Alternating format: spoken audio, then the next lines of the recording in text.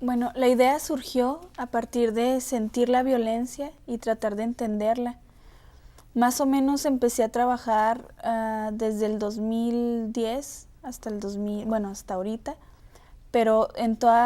traté de entender la ola de la violencia desde el 2006 hasta el 2012, en lo que estuvo Felipe Calderón y la guerra contra el narco.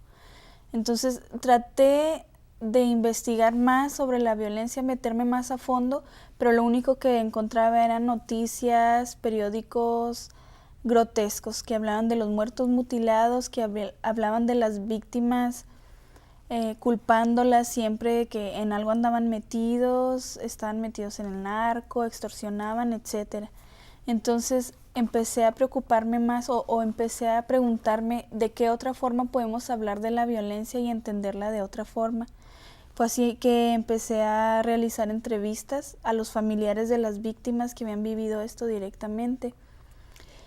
Y bueno, batallé al principio mucho porque no sabía ni con quién ir, entonces empecé en mi barrio y de ahí realicé una primera exposición que fue en el 2012, que fueron unas vitrinas de madera con cristal donde recopilé objetos de las víctimas. En esa exposición conocí a una señora, a Gloria Orozco, que me invitó a un taller de duelo. En ese taller asistí, empecé a conocer a más personas y se fueron generando más redes. Lo que vamos a ver en la exposición Resistencia a la disolución simbólica de la memoria es un trabajo de archivo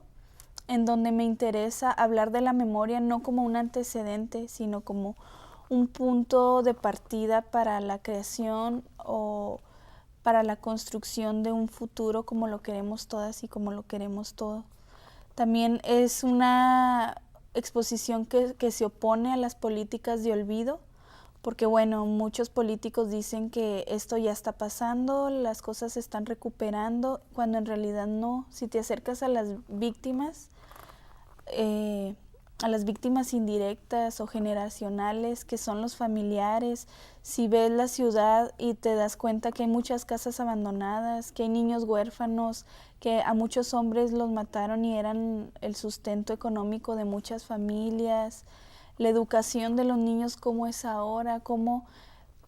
toda la violencia afectó su mente, su vida y cómo ellos hablan ahora de violencia como si fuera algo natural. Entonces es no naturalizar la violencia porque no es algo natural, es un problema político, social que nos ha afectado a todas y a todos. Entonces es no hablar de la memoria para victimizar o para exotizar a la ciudad, sino hablar de la memoria para precisamente no olvidar este pasado y construirlo y reconocer a todas las víctimas y a todas las personas que hemos sido afectadas por la violencia de una u otra forma. Y eso también sin mencionar los negocios que fueron quemados, las personas extorsionadas y un montón de problemas donde la violencia no se acaba solamente con el asesinato de una o muchas o más de 10,000 personas, sino qué secuelas o qué consecuencias deja toda esa violencia, ¿no? Pensar en esas consecuencias y bueno, oponernos a las políticas de olvido, ¿no? A esto de ahora que entró Peña Nieto y dice que ahora la cuestión o el problema mayor es el hambre en México, cuando en realidad hay una invisibilización de la violencia en los periódicos, en los medios de comunicación. Y bueno, hay que hablar de esto porque está sucediendo, no hay que esconderlo. Hay que hablarlo para saber qué podemos hacer y cómo podemos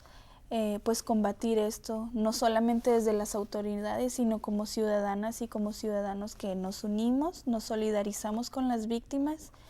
y pues comenzamos a pensar qué podemos hacer desde nosotros.